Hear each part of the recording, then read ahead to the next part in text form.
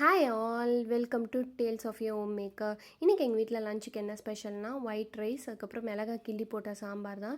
இதுக்கு side dish recipe தான் நம்ம இப்போ பார்க்க போகிறோம். இதை ஃபிஷ் ஃப்ரைனும் வச்சுக்கலாம், ஃபிஷ் தொக்குனும் வச்சுக்கலாம்.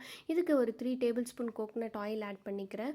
அதுக்கப்புறம் இடித்த பூண்டு, இடித்த சின்ன வெங்காயம், ஒரு கைப்பிடி கருவேப்பிலை, அதுக்கப்புறம் கொஞ்சம் இஞ்சி பூண்டு பேஸ்ட்டு ஆட் பண்ணிக்கிறேன். இது நல்லா வதங்கணும். இஞ்சி பூண்டு பேஸ்ட் பச்சை வாசனை போன பிறகு இதில் வந்து மிளகாத்தூள், மிளகுத்தூள், சீரகத்தூள், சோம்புத்தூள், கரம் மசாலா, மஞ்சள் தூள் இதெல்லாம் ஆட் பண்ணி நல்லா வதக்கணும். இதோட பச்சை வாசனை போகிற வரைக்கும் வதக்கணும். ஸ்லோலே குக் பண்ணுங்கள். ஃபாஸ்ட்டில் குக் பண்ணிங்கன்னா மசாலா சீக்கிரமாக தீஞ்சிடும்.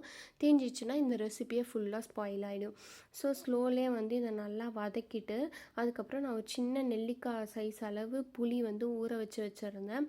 அதோட தண்ணி வந்து ஆட் பண்ணிக்கலாம். ஆட் பண்ணிவிட்டு அதுக்கப்புறம் அந்த புளி தண்ணியும் மசாலாவும் நல்லா வந்து குக் ஆகணும்.